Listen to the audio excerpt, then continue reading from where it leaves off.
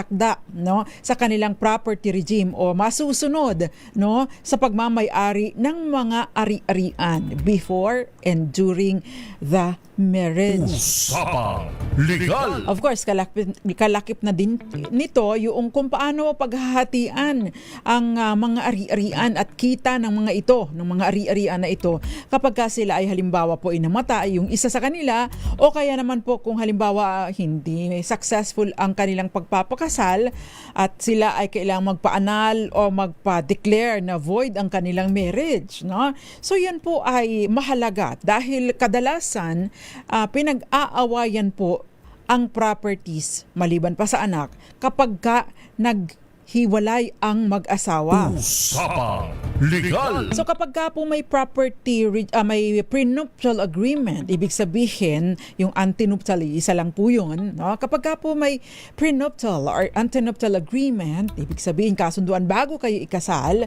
no? Kapag po merong ganito, yun po ang masusunod, no, sa kung ano ang mangyayari, ano ang pagmamay-ari ng mga ari-arian.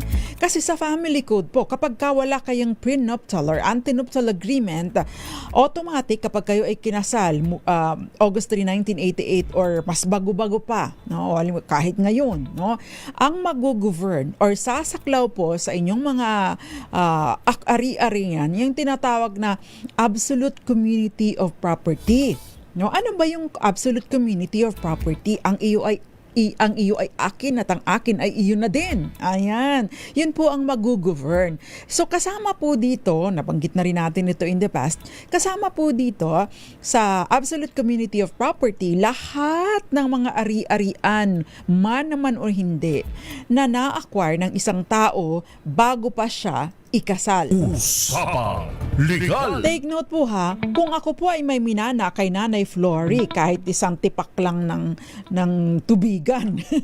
Kung halimbawa po ako ay may minana na kahit isang tipak lang tubigan ngayon, halimbawa lang at pagkatapos ay bukas ako ay mag-asawa, magpakasal ako bukas. Ang mangyayari po doon, yun pong isang tipak ng tubigan o yung taniman ng palay, yun yung tawag po sa amin ng tubigan, na minana ko kay Nanay Flory ngayon, ay magiging pagmamay-ari na din ng asawa ko bukas pagkatapos naming ikasal. Ganun po ang sitwasyon. O kung ako man ay may naipundar, halimbawa may sasakyan akong naipundar ngayon, no? Binili ko ngayon, bukas bukas ang kasal ko. Bukas, no, kung wala po kaming prenuptial agreement, yung sasakyan na nabili ko ngayon na ako ay single pa, bukas, no, pagkatapos ng kasal namin, yun ay magiging pagmamay-ari na din ng aking asawa. Usapang Legal. Nakuha niyo po, no? Kaya po napakahalaga ng prenuptial agreement kung gusto mong manatili na yung mga pinaghirapan mo bago kayo ikasal. Ikaw, Gael Enriquez, makinig. Alam ko single ka pa, no? Lahat po ng ari-arian bago kayo ikasal ay magiging kanya na din. Paano kung minalas-malas ka at napunta ka sa irresponsable o kaya ay bisyoso, may bisyo na lalaki o na babae, di yung mga pinaghirapan mo mapupunta laang sa wala, di ba? So sayang naman yung pagod, hirap at dugo at pawis na pinuhunan mo para makapagpundar ka ng mga ari-arian. Usapang Legal. Kaya nga po, no, para po sa proteksyon, no, para po sa proteksyon ninyo, maganda po na magkaroon kayo ng prenuptial agreement at iwaksin na po natin yung thinking na hindi ako mahal kaya ganito. Hindi po ganun yun. Para lang po iwas kayo sa away, iwas sa gulo, kasi dadating, no, ang panahon na magkakagulo kayo sa inyong mga ari-arian, magsusumbatan kayo, no? Kung naka clearly define na o alin lang iyo, alin ang akin at alin ang ating dalawa, mas maganda na po yan. Usapang Legal. Hindi po ba? Di wala po sana kayong away. Kung kayo po ay hindi mo ako mahal, kapag ganyan po ba, nag-away na kayo, mag-iisipan pa ba kayo niyan? Di ba? Usapang Legal. So ang bago po ikasal, pinahihintulutan po no yung mga ikakasal na pumili ng kanilang property regime at makaiwas dun sa default na absolute community of property, no? Kapag ka naman po, halimbawa, yun pong mana, gusto ninyong i-reserve. Halimbawa lang, no? Minana ko kahapon, bukas ako ikakasal. Ayan. Gusto kong sabihin, kami meron ka, gusto ko, share pa din kami sa mga ari-arian na ipupundar namin. No? Pero yung mana ko, akin lang yun. Yung mana niya, kanya lang yun. Yung mana niya kahapon, o mana ko kahapon, kanya lang yun. Kahit pa ikasal na kami bukas o sa isang araw. No? So, pwede po ninyong pagkasunduan ito. No? Para naman hindi sabihin na, pinakasalan ka lang yan dahil sa mana. Ay, pinakasalan ka lang dahil sa pera. O, wag nang ganun. Usapang Legal. So maganda, ang kakalinawan, protection na din yun, lalo na kapag alimbawa ay yung mga plain housewives o kaya naman ay housebands. No? Kasi may mga housebands po, may mga sitwasyon po na lalaki yung naiiwan sa bahay, nag-aasikaso ng anak o kaya naman kung walang anak, pahila-hilata. Pahila-hilata. So kung halimbawa po may mana si babae, no? Tapos ay siya yung housewife, nag-aasikaso ng bahay. Si lalaki lang ang nagtatrabaho ng may sweldo, no? I'm saying trabahong may sweldo kasi sa bahay nagtatrabaho ka din. In fact, napakaraming trabaho, hindi maubos-ubos. Nagtatrabaho pero walang sweldo, hindi po ba? O yung iba naman, yung si lalaki, yun ang nasa bahay, si babae ang nagtatrabaho. Kung halimbawa po nang yung isang nagtatrabaho ay magloko, no? Magloko, itago ang kanyang income bagamat kayo ay dapat na nag-iipon ng inyong mga ari-arian at sa inyo yung dalawa. Kung halimbawa po magloko ito at magtago na ng kanyang pera, ng pera ninyo, at least meron ka malang maiiwan sa iyo, no? Na kung sakasakali man may pag-uumpisahan ka ulit at hindi naman yung tipong inaabuso ka na, kinakawawa ka na, black and blue ka na, bugbog sarado, no? Tinotorture ka na, hindi po ako aalis kasi wala po akong titirhan. Hindi po ako makahiwalay kasi wala po akong pera. Wala man lang po akong pamasahe para makahingi ng tulong. Wala po akong load, pambili man lang ng wala po akong pera pambili ng load para man lang makakontak ako sa mga kaanak ko. Iwasan po natin yung mga ganong sitwasyon,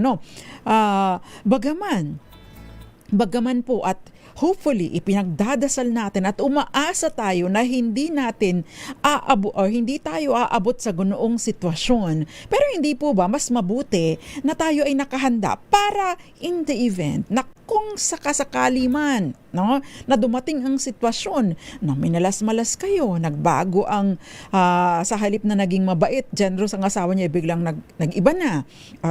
Di kahit papaano, meron kang pag-uumpisahan. Meron kang property na masasabi mong akin ito, pwede ko itong ibenta, pwede kong pagsimulan ulit. Usapang Legal. Para hindi totally dependent. Kaya pwede po kayong magkaroon ng kasunduan. Attorney, bakit yung iba hiwalay talaga lahat ng ari-arian bago ang kasal at kikitain kahit kasal na? Pwede pong ganoon. Ito po yung tinatawag na total or complete separation of property, no?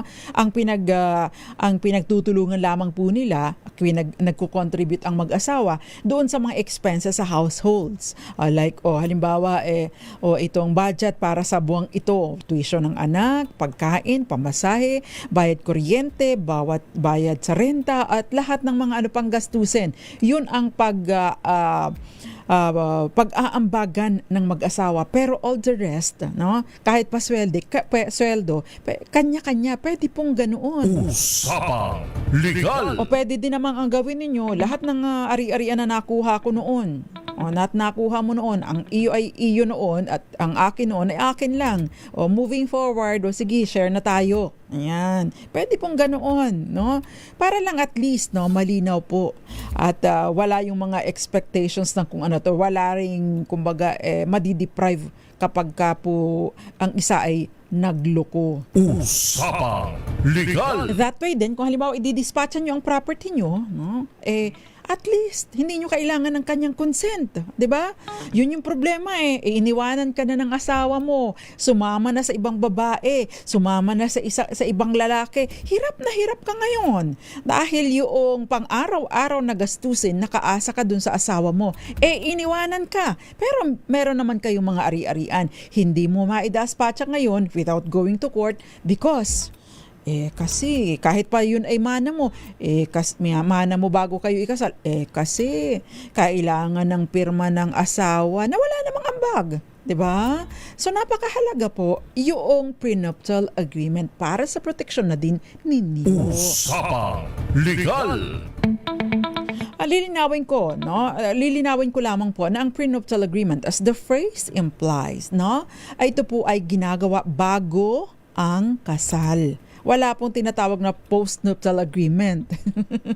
Maaari lang po kayo magkanya-kanya sa basbas ng korte kapag ka po kayo ay ikinasal na. Pero pag kinasal kayo at wala kayong prenuptial agreement, no, kailangan yung humingi ng basbas ng korte para kayo maghiwa-hiwalay ng mga ari-arian. Usapang Legal. Shout out sa iyo, Jose Crisanto Kalukag, Eduardo Narvaez, Jerry Sumangaysay, Grace Recta. O sabi ni Ma'am Grace Recta, true, overworked ang nanay. Totoo naman. Francisco Garcia, magandang gabi. Jeff Locsin sa Amos Cavite.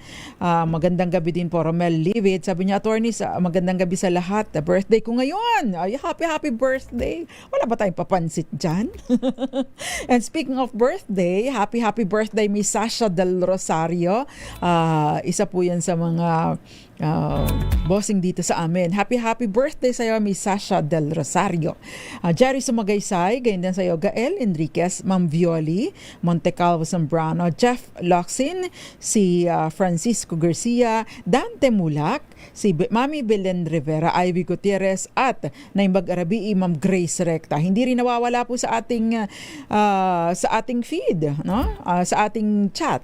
Ang tawag na comment section, si Ma'am Teresita Atienza, Gilbert, magandang gabi. Gayon din sa iyo, marami pa dito. Teresita Atienza, ang dami palang messages ni Ma'am Teresita. Sabi niya yung friend ko, pinapirma nila yung babae ng prenup kasi maraming ari-arian ang anak nila galing sa kanila. Hindi nagtagal ang pagsasama, naghiwalay agad. Buti na lang may prenup, di ba? Usapang Legal. So, yun po ang kahalagahan. Pero mamaya, tatalakayin ko po, no, kung ano ba yung importansya nito kung, halimbawa, ang isa sa inyo ay government or public employee or public official. Kasi, no, narinig nyo naman doon sa talakayan ni Senator Chis Escudero at yung pagtatanong niya kay Attorney Vinluan yung tungkol sa prenuptial agreement. Yan po at iba pa ang ating tatalakayin sa atin pong pagbabalik. Diyan lamang po kayo. Kayo'y nakikinig sa Usapang Legal kasama si Attorney Rina Seco.